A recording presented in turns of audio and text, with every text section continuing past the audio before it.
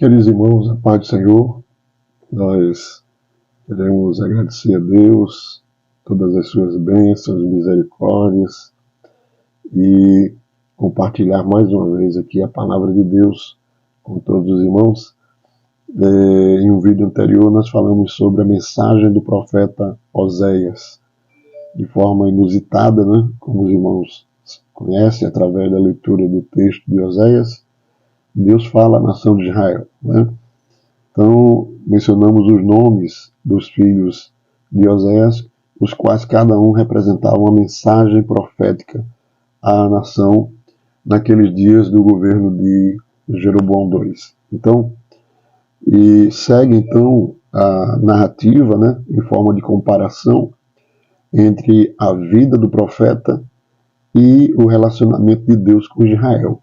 Porque Gomer volta novamente às suas práticas de prostituição. E assim como o casamento de Gomer com o profeta Oséias, Israel também age de forma semelhante, né? Volta novamente aos seus pecados de idolatria.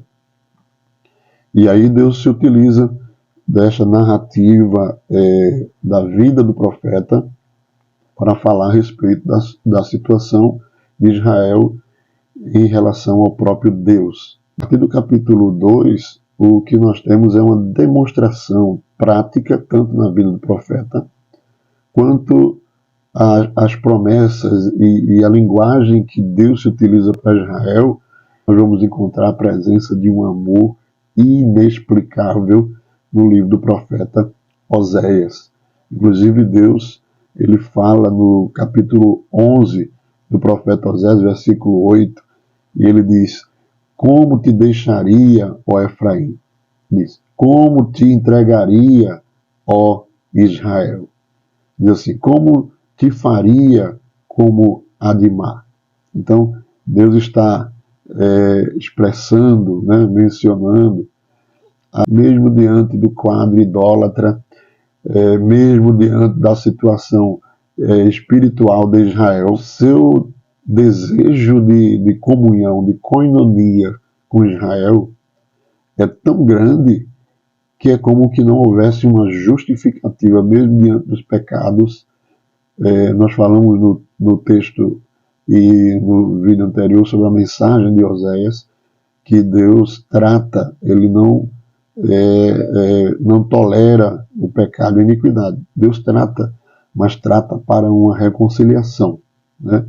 Então, nós vamos observar, então, queridos irmãos, no livro do profeta Oséias, capítulo 3, versículo 1, e o Senhor me disse: vai outra vez, ama uma mulher amada de seu amigo e adúltera, como se, o Senhor ama os filhos de Israel, embora eles olhem para outros deuses e amem os bolos de uvas.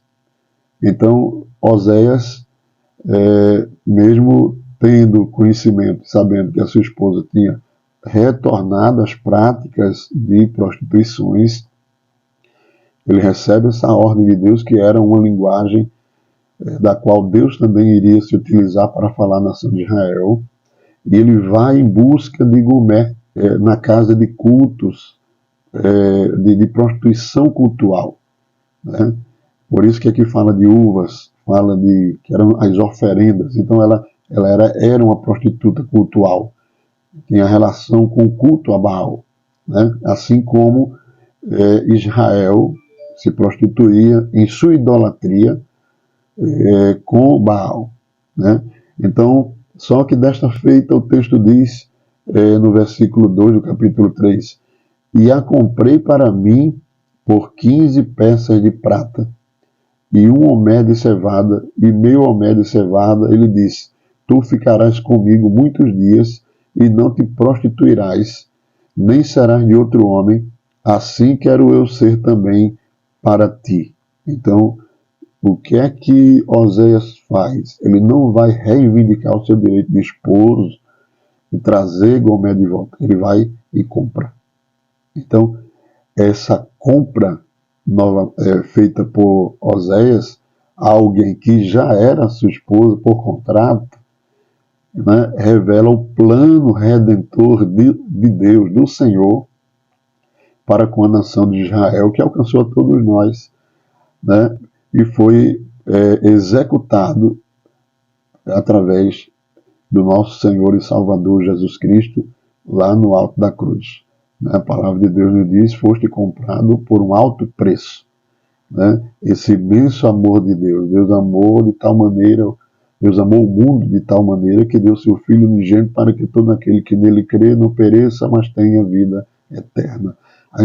Ainda que Deus tenha todo o direito de esposo sobre Israel e sobre os homens, mas ele torna a comprar através de uma obra redentora, de um preço muito alto pago na cruz do Calvário. Então, mesmo sob o julgamento e havendo o Senhor usado de misericórdia para com Israel, conforme nós vimos no vídeo anterior, através daqueles juízos que Deus executou, né, sobre a nação de Israel, ele não se arrependeu da sua idolatria, voltou às mesmas práticas, assim como Gomer voltou às suas prostituições. Está muito claro quando, no texto de Oséias, capítulo 2, versículo de número 8, Deus está dizendo: ela, pois, não reconhece que eu lhe dei o grão, e o mosto, e o azeite, e que lhe multipliquei a prata e o ouro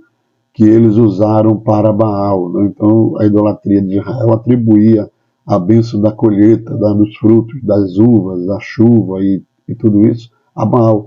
Não reconhecem, como diz aqui o texto, que eu lhe dei o grão. Então, a idolatria de Israel negava que as mãos de Deus estavam abençoando e atribuía uma figura que eles criaram, né, que era um Deus pagão. Então, Deus promete que ele cuidará para que seja infrutífera a sua prostituição. Ele vai cerrar os céus. Baal é considerado o Deus das forças da natureza, mas agora não dará fruto. O texto diz: portanto, tornarei a tirar o meu grão a seu tempo e o meu mosto do seu tempo determinado, e arrebatarei a minha lã e o meu linho com que cobriam a sua nudez, e agora descobrirei a sua vileza diante dos olhos dos seus amantes, e ninguém a livrará da minha mão, e farei cessar todo o seu gozo, as suas festas, as suas luas novas, e os seus sábados, e todas as suas festividades. Oséias capítulo 2, versículo 9 ao 11. Em sua paráfrase, né, o Senhor diz que ela, a prostituta, né, Gomer, ou Israel, a prostituta idólatra, né, na prática da idolatria, procurará os seus amantes, mas não como da última vez, não haverá prosperidade, ou não haverá retorno daquilo que ela procurou, né, não haverá sucesso nas suas práticas pecaminosas. E essa mesma expressão, Deus usando para Israel, se repete também na narrativa da vida de Oséias, no versículo de número 7, quando diz: ela irá atrás de seus amantes, referindo-se a Gomer, mas não os alcançará, e buscá-lo-á, mas não os achará. Então dirá: ir-me-ei e tornar-me-ei ao meu primeiro marido, porque melhor me ia então do que agora. Então, queridos irmãos, a revelação do amor inexplicável de Deus em relação a Israel, em relação a nós, em relação ao homem pecador, em relação a todos aqueles que muitas vezes desobedecem, abominam ao Senhor, que Deus não cansa, não desiste, ele não cessa, o seu amor não termina, é um amor, como apresentamos aqui, é o título nessa parte do livro de Oséias, um amor inexplicável. Agora, queridos irmãos, a revelação do plano redentor do Senhor para com o seu povo, para conosco, através da pessoa bendita de Jesus Cristo, que com seu sangue na cruz comprou para Deus homens de todas as tribos, línguas, povos e nações. O texto da palavra de Deus diz: fomos comprados por um alto preço. O Calvário é a prova do imenso e imensurável amor de Deus, que não se pode medir a altura, a largura, a profundidade, a dimensão, a extensão, e isso está revelado aqui no livro do profeta Oséias, nessa analogia, né, com respeito a Osés e a sua esposa infiel, e mesmo sendo infiel, ele torna a ir atrás e a buscar, e agora compra por um preço específico e a toma para si. Ela agora deve servir como esposa por dois motivos: por um contrato de amor, um casamento, mas também por um alto preço que foi pago para que ela estivesse dentro daquela casa.